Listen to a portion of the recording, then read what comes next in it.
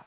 요한복음 21장 15절에서 17절에 있는 말씀을 우리 한 목소리로 함께 봉독해 올리겠습니다. 15절입니다. 시작. 그들이 조반 먹은 후에 예수께서 시몬 베드로에게 이르시되 요한의 아들 시몬아, 네가 이 사람들보다 나를 더 사랑하느냐 하시니, 이르되 주님 그러하나이다. 내가 주님을 사랑하는 줄 주님께서 아시나이다. 이르시되 내 어린 양을 먹이라 하시고, 또 두 번째 이르시되 요한의 아들 시몬아, 네가 나를 사랑하느냐 하시니, 이르되 주님 그러하나이다. 내가 주님을 사랑하는 줄 주님께서 아시나이다. 이르시되 내 양을 치라 하시고, 세 번째 이르시되 요한의 아들 시몬아, 네가 나를 사랑하느냐 하시니, 주께서 세 번째 네가 나를 사랑하느냐 하심으로 베드로가 근심하여 이르되 주님 모든 것을 아시오매 내가 주님을 사랑하는 줄을 주님께서 아시나이다. 예수께서 이르시되 내 양을 먹이라. 아멘. 우리 서로 한번 인사하실까요? 할렐루야. 반갑습니다. 사랑합니다. 축복합니다. 잘 오셨습니다. 예수님이 부활하셨습니다.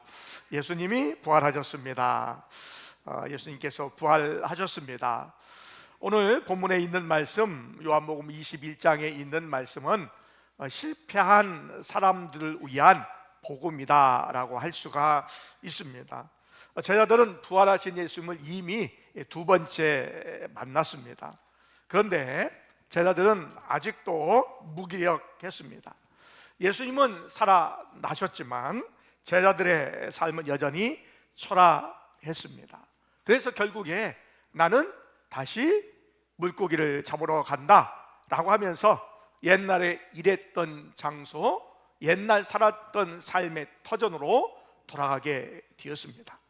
밤새 그물을 내려서 물고기를 잡고자 했습니다. 그런데 밤새 수고한 것이 헛수고가 되었습니다. 잡은 것이 하나도 없었습니다. 빈 배, 빈 그물, 새벽에 찬 공기, 이것은 바로 실패한 제자들의 모습. 부활의 예수님은 지식으로는 알지만 가슴으로 알지 못하는 제자들의 모습을 보여주고 있습니다. 그런 제자들에게 예수님이 나타나셔서 조반을 차려주시고 구운 생선을 준비하면서 그들을 기다리고 계셨습니다. 예수님은 멀리 계신 분이 아니라 우리와 함께 하시고 가까이 하시는 분이시며 우리의 배고픔과 우리의 추위를 아시고 채워주시기를 원하신 분인 줄 믿습니다. 그러면 예수님이 부활하신 주님으로 우리에게 무엇을 해주시고 계신가라는 것이지요.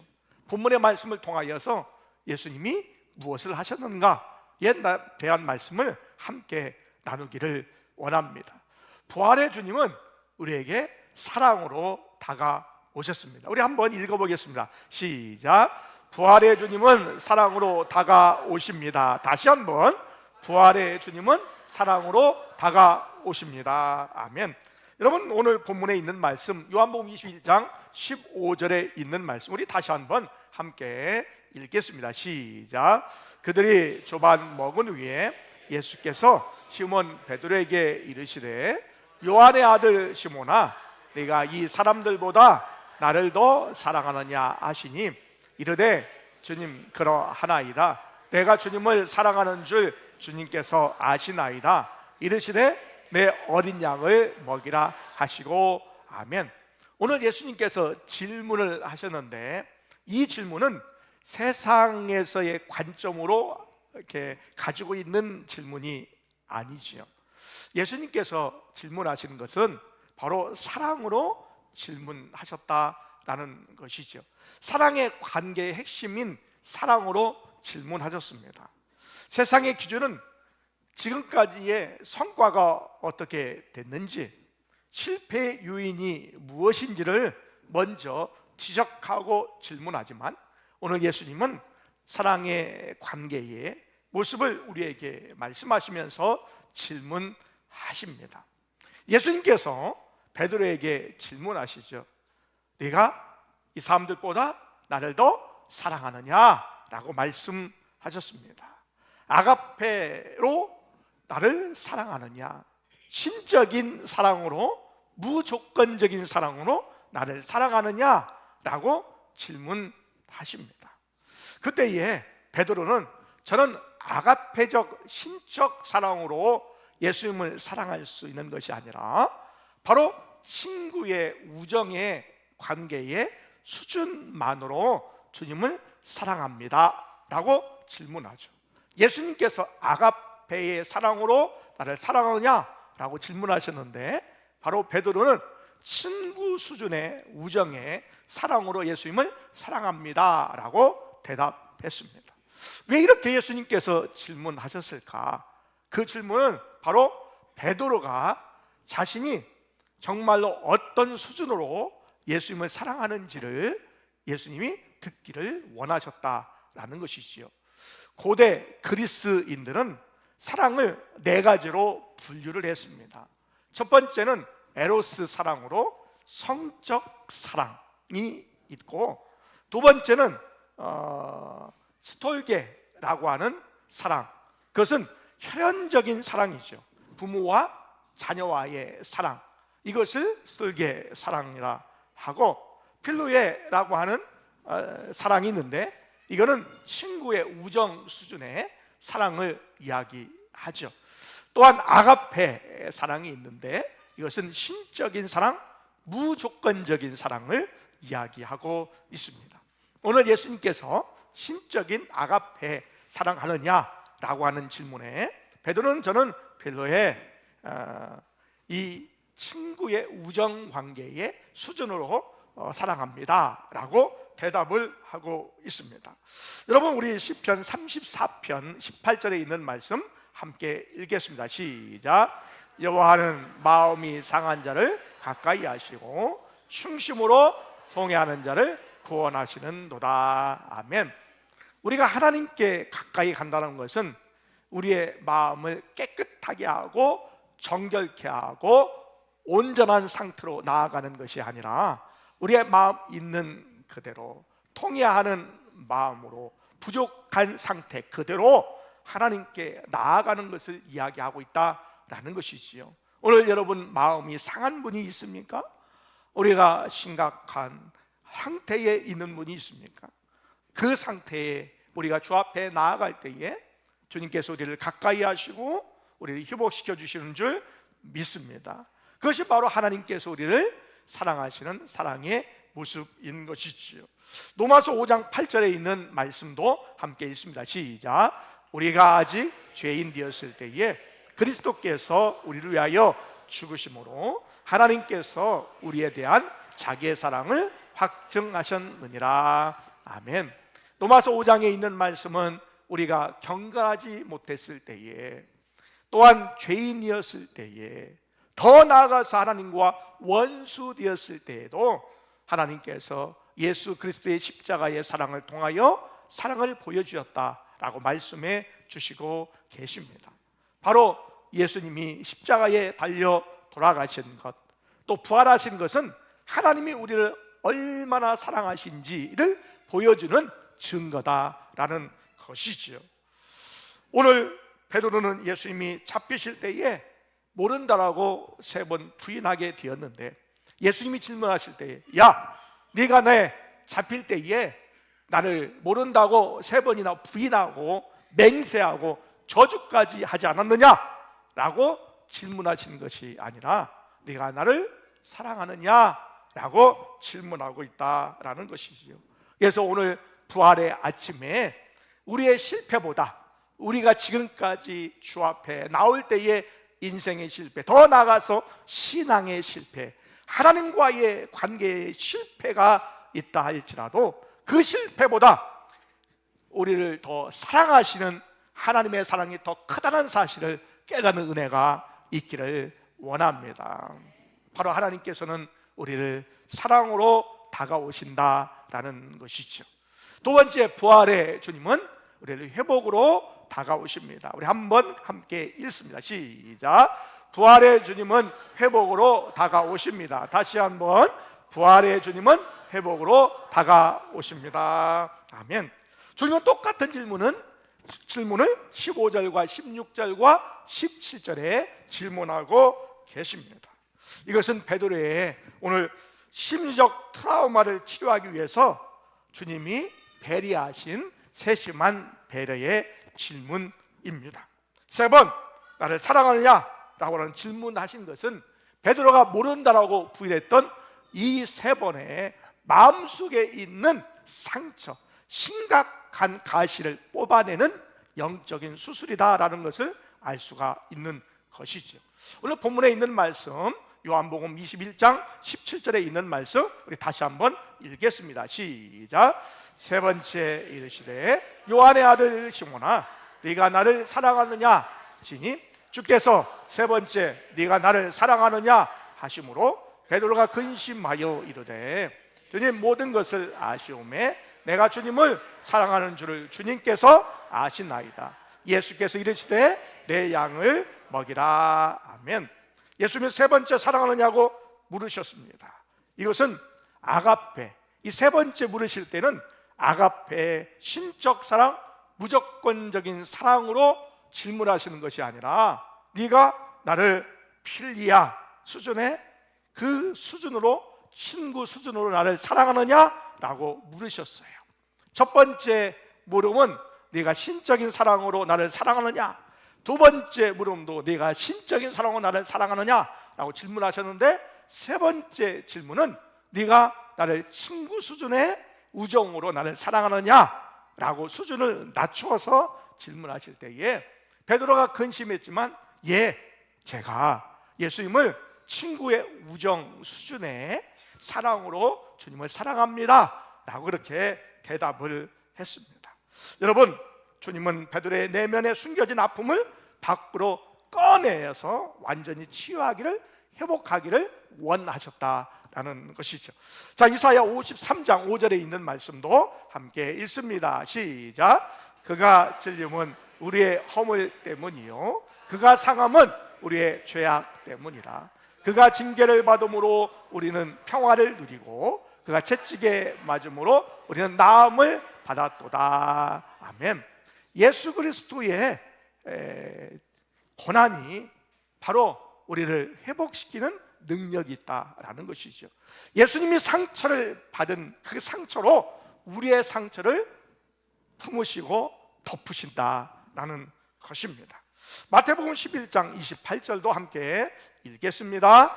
수고하고 무거운 짐진 자들아 다 내게로 오라. 내가 너희를 쉬게 하리라. 아멘. 오늘 예수님은 베드로의 죄책감의 무게를 오늘 대신 져 주셨습니다. 주님께 가까이 할 때에 비로소 우리에게 진정한 안식이, 평안이 시작되는 줄 믿습니다. 우리 고린도전서 1장 27절에 있는 말씀도 함께 읽겠습니다. 시작. 그러나 하나님께서 세상의 미련한 것들을 택하사 지혜 있는 자들을 부끄럽게 하려 하시고 세상의 약한 것들을 택하사 강한 것들을 부끄럽게 하려 하시며. 아멘. 하나님께서 사용하시는 사람은 내가 영웅인, 내가 잘난, 내가 할 만한, 내가 실력이 있는 사람을 택하시는 것이 아니라 연약한 자를 택하여 하나님의 귀한 사명을 부여해 주시는 줄 믿습니다. 내가 연약하고 부족하지만 내가 연약한 것을 알아 하나님께 가까이 가는 자를 하나님께서 사용하신다라는 것이지요. 여러분, 예수님은 베드로의 상처를 헤집어 놓은 것이 아니라 그 상처가 더 이상 그를 괴롭히지 못하도록 사명의 흉터로 만드셨다라는 것입니다. 이것이 부활의 신비입니다. 부활하신 주님을 가까이 할 때에 우리의 콤플렉스와 실패의 기억은 도리어 타인을 이해할 수 있는 능력으로 바뀌는 줄 믿습니다. 어려움을 당해본 사람은 어려움 당한 사람의 마음을 이해하게 되지요. 신앙의 심각한 상태에서 회복된 사람은 신앙이 연약하고 어려움 중에 있는 사람을 이해하는 능력이 생기게 되는 것이죠. 오늘 베드로가 실패하고 또 예수님을 모른다고 부인하고 맹세하고 또한 저주했던 실패의 신앙인이었지만 그가 회복되어서 바로 하나님의 사명을, 주신 사명을 감당하는 사람이 되었다라는 것이지요. 오늘 우리의 삶의 여정에서 베드로에게 예수님께서 내 양을 먹이라 라고 말씀하신 것처럼 우리의 실패의 여정에서 회복되어서 다른 이들에게 나아갈 수 있는 사명자의 길이 우리에게 열려질 줄 믿습니다. 세 번째, 부활의 주님은 우리에게 어떻게 다가오실까요? 한번 같이 읽어보겠습니다. 시작. 부활의 주님은 사명으로 다가오십니다. 다시 한번, 부활의 주님은 사명으로 다가오십니다. 다시 한번 우리 요한복음 21장 17절에 있는 말씀 읽겠습니다. 시작. 세 번째 이르시되 요한의 아들 시몬아 네가 나를 사랑하느냐 하시니 주께서 세 번째 네가 나를 사랑하느냐 하심으로 베드로가 근심하여 이르되 주님 모든 것을 아시오매 내가 주님을 사랑하는 줄을 주님께서 아시나이다. 예수께서 이르시되 내 양을 먹이라. 아멘. 예수님은 내 양을 먹이라고 하셨습니다. 베드로가 받은 용서, 회복, 이 상태에 그냥 머무르는 것이 아니라 바로 부활의 기쁨은 반드시 다른 사람을 섬기는 것으로 나아가게 되어 있습니다. 예수님은 양을 먹이고 돌보는 목자의 사역을 베드로에게 맡기셨습니다. 여러분, 하나님을 사랑하는 것은 감정만이 하나님을 사랑해 라고 하는 감정만으로 끝나지 않습니다. 우리의 삶의 현장에 그것이 우리의 행동까지 이어지는 것, 그것이 바로 하나님을 사랑할 때에 진정한 하나님을 사랑하는 모습이 나타나게 되는 것이지요. 하나님을 가까이 하는 사람은요 바로 이웃을 가까이 하게 되어 있습니다. 우리 요한일서 4장 21절에 있는 말씀 함께 읽습니다. 우리가 이 계명을 주께 받았나니 하나님을 사랑하는 자는 또한 그 형제를 사랑할지니라. 아멘. 부활하신 주님을 만난 베드로는 첫 번째 해야 할 사명이 있었는데, 부활하신 예수를 만난 사람은 사랑하는, 예수님이 사랑하는 이웃을 사랑하는 것이 그의 첫 번째 사명이었다라는 것입니다. 우리 마태복음 5장 13절에 있는 말씀도 읽겠습니다. 시작. 너희는 세상의 소금이니 소금이 만일 그 맛을 잃으면 무엇으로 짜게 하리요? 후에는 아무 쓸데없어 다만 밖에 버려져 사람에게 밟힐 뿐이라. 아멘. 부활의 주님을 만난 우리가 세상의 소금이라면 창고에 방치되어 있는 묵혀두는 소금이 아니라 세상 가운데 녹아져서 세상에 예수 그리스도의 맛을 내는 소금이 되어야 되는 줄 믿습니다.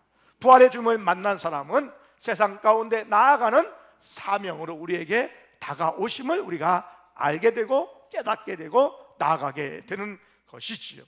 사도행전 1장 8절에 있는 말씀도 함께 읽겠습니다. 오직 성령이 너에게 임하시면 너희가 권능을 받고 예루살렘과 온 유대와 사마리아와 땅끝까지 이르러 내 증인이 되리라 하시니라. 아멘. 여러분, 부활을 경험한, 체험한 사람은요 이 부활의 이론에 그치는 것이 아닙니다. 머릿속의 지식으로만 갇혀있는 것이 아닙니다.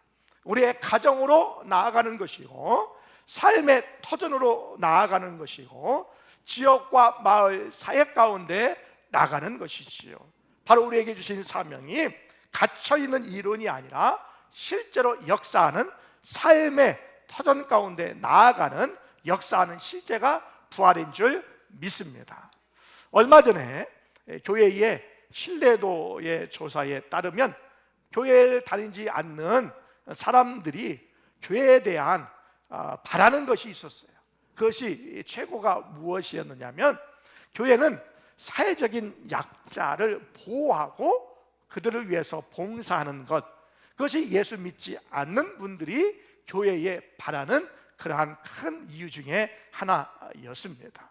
여러분, 우리가 누구에게 다가가야 될까요?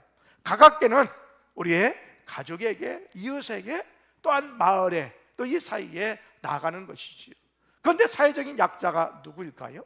그들은 바로 고립되어 있는 청년이 될 수도 있고요, 또 홀로 살아가시는 또한 어르신들일 수도 있고, 또한 고향 땅을 떠나고, 또한 자신의 땅을 떠나고, 또 이유를 여러 가지 이유가 있겠지만 그 이유 때문에 살고 있는 그러한 나라를 떠나서 함께 거주하고 있는 한 300만 정도 되는 이 땅 가운데 있는 이주민들이 우리가 함께 돌보고 봉사하고 섬겨야 될 그런 약자일 수도 있다라는 것이지요.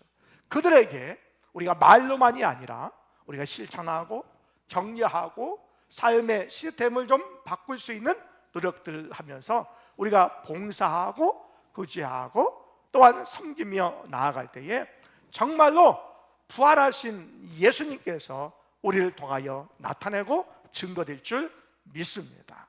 여러분, 부활의 이 아침에 예수님께서 우리의 사랑으로 다가오시는데, 그 사랑은 무조건적인 은혜로 우리에게 다가오십니다. 우리가 실패한 인생이고 상처받은 인생이지만 그것을 예수님께서는 찾아오셔서 우리를 회복시키시기를 원하신다라는 것입니다.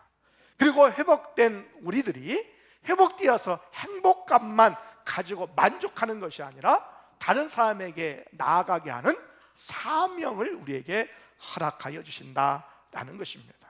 여러분, 하나님을 가까이 함으로 이런 은혜와 회복의 은혜가 있기를 원합니다.